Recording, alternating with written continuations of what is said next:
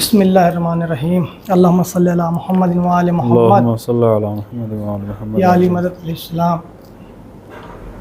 उम्मीद है कि आप सब अच्छे से होंगे।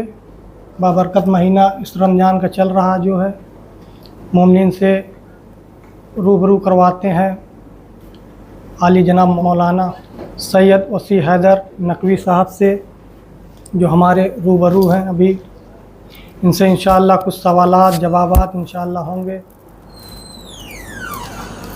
मौलाना साहब अस्सलाम वालेकुम। वालेकुम सलाम व रहमतुल्लाहि व बरकातहू। कैसे आप ठीक ठाक हैं? आपके खुदा का शुक्र है, जज़ाकल्लाह। माशाअल्लाह इस रमज़ान का बाबरकत महीना बहुत अच्छे से बीत रहा जो है, शुक्र है खुदा का। अल्लाह की रहमत है।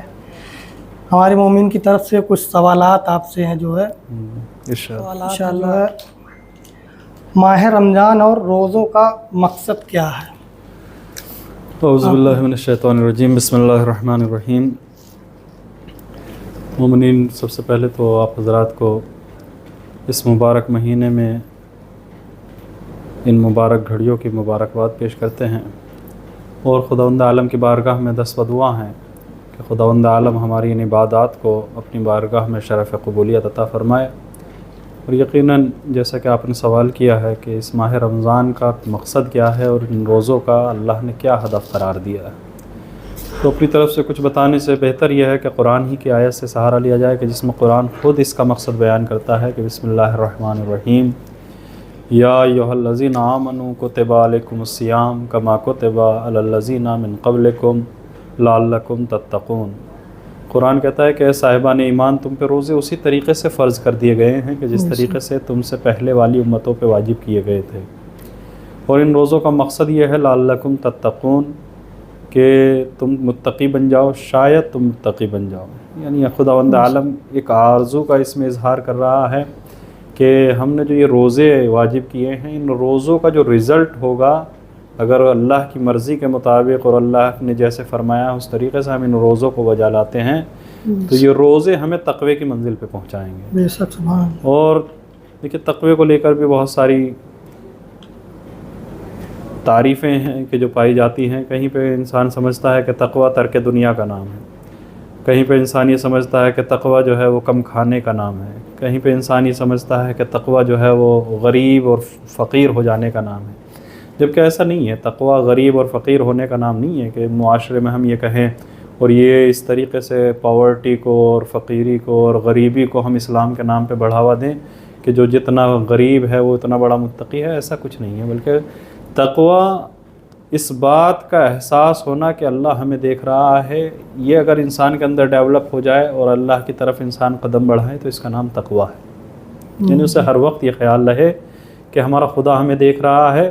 यानी हत्ता ये कि उसकी तन्हाइयों में भी जहाँ पे उसको ये यकीन होता है कि अब कोई नहीं देख रहा है, अगर उसको ये ख्याल है कि यहाँ पर भी खुदा देख रहा है, तो ये तक़वा है। यानी तक़वा इंसान के अंदर एक ऐसी ताकत का पैदा हो जाना है कि जो ताकत उसको गुनाहों से रोकती है। यानी एक अंदर से उसकी एक ताकत होती है कि जो उसे गुनाहों से रोकती है और नेकियों की तरफ लेके चलती है। बिल्कुल उसी तरीके से जैसे एक टॉर्च एक इंसान के सामने हाथ में होती है, अंधेरे में जब वो चलता है तो इस टॉर्च का काम ये होता है कि ये इसके लिए सही रास्ते को बताती है और इसे गलत रास्ते से मुतनब्बे करती है कि इधर नहीं जाना है बल्कि इधर जाना है। तो तक़वा भी बिल्कुल उसी तरीके से है कि जब इंसान तक़वे को अपने अंदर डेवलप करता है तो ये तक़वा इंसान के लिए अल्लाह की इताअत के रास्ते आसान कर देता है। मौला कायनात फरमाते हैं कि मुझे इस दुनिया में कुछ भी पसंद नहीं है। मौला फरमाते हैं मुझे दो कदम इस दुनिया में बहुत पसंद है। वो दो कदम क्या है? यानी मौला बयान ये कर रहे हैं कि दुनिया में इंसान अपनी ज़िंदगी को कैसे गुजारे।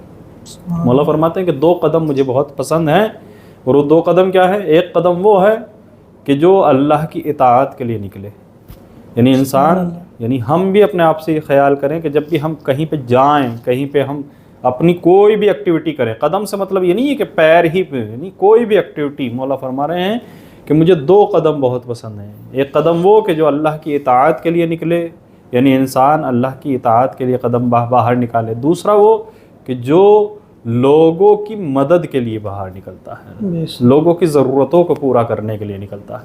यानी इंसान अपनी कोई भी कदम निकालने से पहले, यानी कोई भी काम करने से पहले ये देखे कि इससे क्या हो रहा है, इससे हमारा खुदा राज़ी होगा या नहीं होगा, इससे लोगों को फ़ायदा पहुँचेगा یا نہیں پہنچے گا. یعنی انسان ان چیزوں کو اپنے اندر ڈیولپ کرے.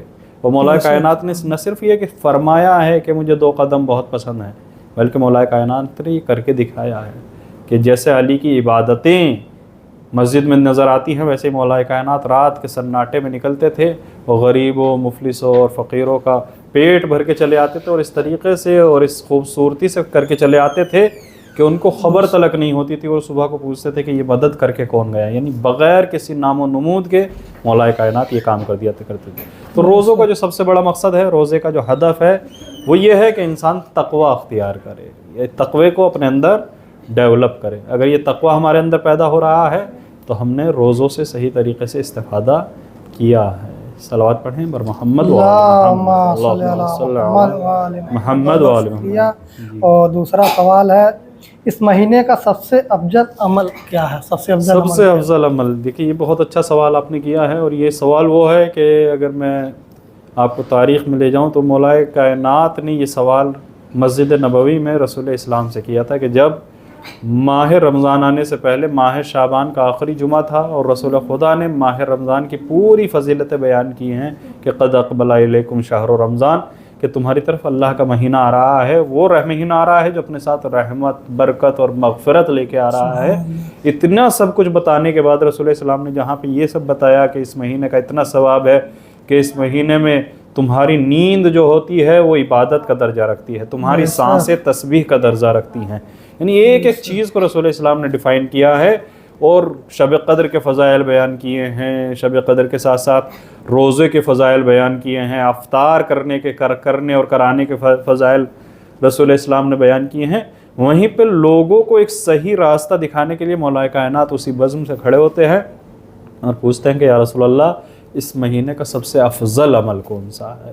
یعنی وہی سوال جو آپ نے بھی کیا ہے، وہی سوال رسول اسلام سے مولا کائنات نے کیا کہ یا رسول اللہ یہ بتائیے کہ اس مہینے کا سب سے افضل عمل کیا ہے. یعنی ہم بھی اگر یہ حدیثیں ہمارے سامنے نہ ہوں تو ہم یہ سمجھیں کہ شاید شب قدر میں پڑھی جانے والی 100 رکعت نماز، شاید رمضان میں دیا جانے والا صدقہ، شاید شب قدر میں کی گئی عبادتیں، یا خود شب قدر سب نہیں. لیکن رسول اسلام نے فرمایا اے علی جب تم نے یہ سوال کیا ہے کہ اس مہینے کا سب سے افضل عمل کون سا ہے، تو رسول اسلام نے فرمایا کہ اس مہینے کا سب سے افضل عمل گناہوں سے بچنا ہے.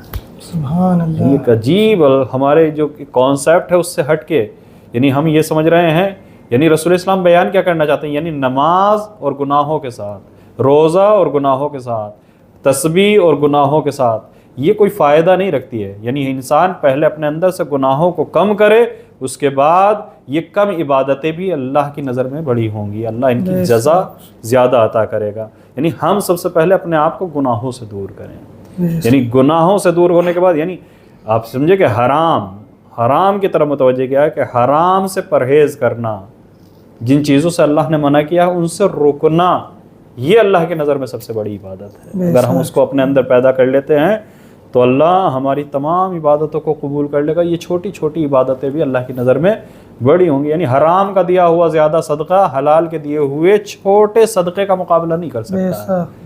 حتیٰ یہ کہ وہ قبول نہیں ہے یا قبول ہے، حلال میں چھوٹا بھی قبول ہے اور حرام میں بڑا بھی قبول نہیں ہے. تو لہٰذا رسول اسلام نے فرمایا کہ اس مہینے کا سب سے افضل عمل یہ ہے کہ انسان اپنے آپ کو گناہوں سے محفوظ رکھے.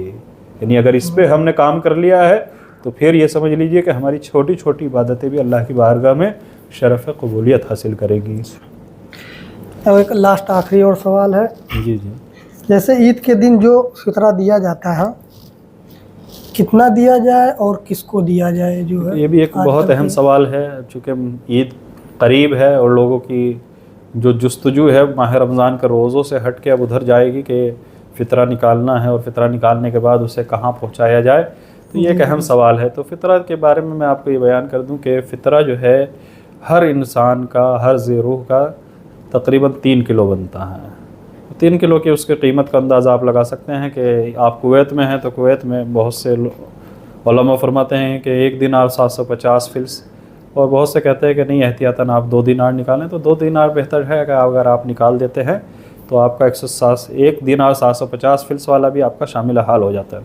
اور ہندوستان میں اگر آپ نکال رہے ہیں تو وہاں کے حساب سے جو بھی قیمت بنتی ہے 3 کلو آٹے کی یا 3 کلو گیہوں کی جو بھی آپ نکالنا چاہیں وہ آپ نکال سکتے ہیں۔ تو 3 کلو بہرحال یہ 3 کلو اللہ نے نکلوایا ہے اور یہ واجب ہے، یعنی یہ واجب کا مطلب یہ ہے کہ یہ روزوں کی قبولیت زکوٰۃ فطرہ پہ ہے۔ جب آپ زکوٰۃ فطرہ ادا کریں گے تو اللہ کی بارگاہ میں آپ کے روزے قبول ہوں گے۔ لیکن یہ فطرہ نکالنے سے بڑی بھی ایک ذمہ داری ہے، وہ یہ ہے کہ اس فطرے کو صحیح جگہ پہ پہنچایا جائے اور صحیح طریقے سے پہنچایا جائے۔ تو صحیح طریقے سے پہنچانے اور صحیح جگہ پہ پہنچانے کا مطلب یہ ہے کہ اس کی جو شرط ہے وہ یہ ہے کہ وہ ایک ایسے انسان کو دیا جائے کہ جو اپنے سال بھر کا خرچ پورا نہ کر سکتا ہو۔ ضروری نہیں ہے کہ وہ سڑک پہ بیٹھ کے بھیک مانگتا ہو، ضروری نہیں ہے کہ وہ پورے سال ہی بھوکا رہتا، پورے سال بھوکے رہنے کا نہیں ہے، لیکن یہ کہ سال میں اگر اس کے 1-2 فاقے ہو جاتے ہیں کہ سال بھر اس کے یہاں رزق نہیں چل پاتا ہے، سال بھر میں وہ اس کا جو معاش ہے وہ ٹوٹ جاتا ہے، وہ بھوکا رہ جاتا ہے، تو وہ اسلام کی نظر میں فقیر ہے، آپ کو اس کی مدد کرنی چاہیے۔ اور لیکن فطرے کو اس طریقے سے دیا جائے کہ اس کو اس بات کا احساس نہ ہو کہ یہ میرے اوپر کوئی منت و سماجت کی جا رہی ہے۔ یعنی ہم اپنے عمل کو برباد کر لیتے ہیں جب ہم کسی عمل میں منت اور سماجت کرتے ہیں۔ منت و سماجت کا مطلب یہ کہ احسان جتانا، یعنی ایک انسان اس کو ضرورت ہے لیکن ضرورت کے باوجود وہ ہاتھ نہیں پھیلا رہا ہے۔ کیوں نہیں پھیلا رہا ہے؟ اس لیے کہ اسے اپنی آبرو کا خیال ہے۔ لیکن وہی آبرو اگر ہم اس کے گھر پہ جا کے دے رہے ہیں اور اسی آبرو کو ہم اس کی ریز کر رہے ہیں کہ اس کو دے تو آئے، لیکن اس کے بعد ہم نے اس کے محلے میں یا اس کے رشتہ داروں کو یہ خبر کر دیا یا کسی طریقے سے بھی ہم نے اس سے نہیں کہا، اپنے گھر میں ہی کہا اور ہمارے گھر والوں نے جا کے سارے میں عام کر دیا، تو یہ سمجھ لیجئے کہ ہم نے اتنا ثواب نہیں کمایا ہے جتنا ہم نے عذاب کما لیا۔ اس لیے کہ مومن کی جو عزت ہے وہ کعبے سے بھی افضل ہے، کعبے سے بھی زیادہ بڑھ کر، اس لیے کہ کعبہ گر جائے تو اسے دوبارہ بنایا جا سکتا ہے، لیکن ایک مومن کی عزت جو ہم برباد کر دیتے ہیں پھر اسے دوبارہ سے حاصل کرنا، یعنی حتیٰ یہ کہ ایک قتل سے بھی زیادہ عذاب رکھتی ہے اور قتل سے بھی زیادہ اللہ کی نظر میں بری ہے۔ لہٰذا مومن کی عزت کا خاص طور سے خیال رکھا جائے کہ آپ اگر اس کو دے رہے ہیں تو اس طریقے سے دیں کہ اس کے علاوہ اور آپ کے علاوہ کسی دوسرے کو خبر نہ ہو، نہ یہ کہ آپ محلے میں یہ کہتے پھریں کہ بھائی فلاں کو دیجیے گا وہ مستحق ہے۔ اگر آپ کو کہنا بھی ہے تو اس طریقے سے کہیں کہ اس کو برا نہ لگے، یعنی اگر آپ کسی کو بتا بھی رہے ہیں، کسی نے آپ سے سوال کیا کہ بھائی فلاں کو کسے دیا جائے فطرہ، تو اگر آپ کو کسی کی مدد کروانی بھی ہے تو اس کا نام اس طریقے سے لیں کہ وہ یہ احساس نہ ہو کہ آپ بھی اسی کو دے کے آئے ہیں، لہٰذا ایک احسان سا پھر وہ سب جگہ پورے محلے میں اور ایک اخبار سا چھپ جائے کہ بھائی فلاں جو ہے اس نے لیا ہے، فلاں نے لیا ہے۔ بہت سے انسان مستحق ہیں لیکن وہ ہاتھ نہیں پھیلانا چاہتے اور نہ یہ ظاہر کرنا چاہتے ہیں، اس لیے کہ رشتہ دار مدد تو نہیں کرتے ہیں لیکن ایسے معاملے میں تانے ضرور دیتے ہیں کہ دیکھو فطرہ کھا رہا ہے، دیکھو صدقہ کھا رہا ہے، جبکہ اس کو ضرورت ہے۔ لیکن بہرحال ہمیں اللہ کی رضا کے لیے کام کرنا چاہیے، لوگوں کو نہیں راضی کرنا ہے۔ اللہ کی رضا کے لیے اگر قدم اٹھانا ہے اور فطرہ نکالا ہے تو پھر اللہ کو خبر ہو، دنیا کو خبر نہ ہو، ایک دینے والے کو خبر ہو، ایک لینے والے کو خبر ہو، اور اس میں ہمارا رویہ ایسا ہونا چاہیے کہ گویا وہ لینے والا ہمارے اوپر احسان کر رہا ہے، نہ یہ کہ ہم دے کے اس کے اوپر احسان کر رہے ہیں۔ امام زین العابدین علیہ السلام کے بارے میں ملتا ہے کہ جب آپ کسی کو صدقہ دیتے تھے تو اس کے ہاتھ کو چوم لیتے تھے، تو کسی نے مولا سے کہا کہ مولا آپ اس کو صدقہ دے رہے ہیں اور آپ اس کے ہاتھ کو چوم رہے ہیں، تو مولا نے فرمایا کہ اس نے میری کتنا بڑا کام کر دیا ہے، اور وہ بھی اس نے مجھ سے کوئی پیسہ فالتو نہیں لیا۔ کہا کیوں مولا؟ کہا ایک چیز اگر کسی کو دی جائے کہ بھائی اسے وہاں پہنچا دو تو وہ اس کا اجرت لیتا ہے، مزدوری لیتا ہے ایک سامان کو یہاں سے وہاں لے جانے کے لیے۔ اس نے میرا مال لے لیا ہے جو مجھے آخرت میں اللہ عطا کرے گا، اور اس کام کے لیے اس نے مجھ سے کوئی اجرت نہیں لی ہے، لہٰذا میں اس کے ہاتھ کو چوم رہا ہوں۔ اور ایک جگہ پہ مولا فرماتے ہیں کہ مانگنے والے کے ہاتھ پہ اس اللہ کا ہاتھ رکھا ہوتا ہے، یعنی جب ہم دے رہے ہوتے ہیں تو اسے نہیں دے رہے ہوتے بلکہ اللہ کو دے رہے ہوتے ہیں، لہٰذا شکریہ کا مطالبہ بھی ہمیں اس سے نہیں کرنا چاہیے بلکہ اللہ سے جزا کا مطالبہ کرنا چاہیے۔ والسلام علیکم ورحمۃ اللہ وبرکاتہ۔ انشاءاللہ خداوند عالم ہمارے ان اعمال کو قبول فرمائے۔ اور اسی کے ساتھ ساتھ میں گزارش کروں گا کہ عرفان بھائی کا جو یہ چینل نصیر پور عزاداری ہے، آپ حضرات اسے سبسکرائب کریں اور اسے لائک کریں اور اس عمل خیر میں ان کا ساتھ دیں کہ جس میں یہ پیغام حق کو لوگوں تک پہنچا رہے ہیں۔ انشاءاللہ اللہ انہیں کامیاب کرے اور ان کو ہر طریقے کی مدد عطا فرمائے اور ان کو اس دین کی راہ میں خدمت کرنے کا اور جذبہ عطا فرمائے۔ السلام علیکم۔ بہت بہت شکریہ، مولا سلامت رکھیں۔ آپ جو اتنے آپ لوگ سن رہے تھے کتنے اچھے سے جواب دیے ماشاءاللہ سے۔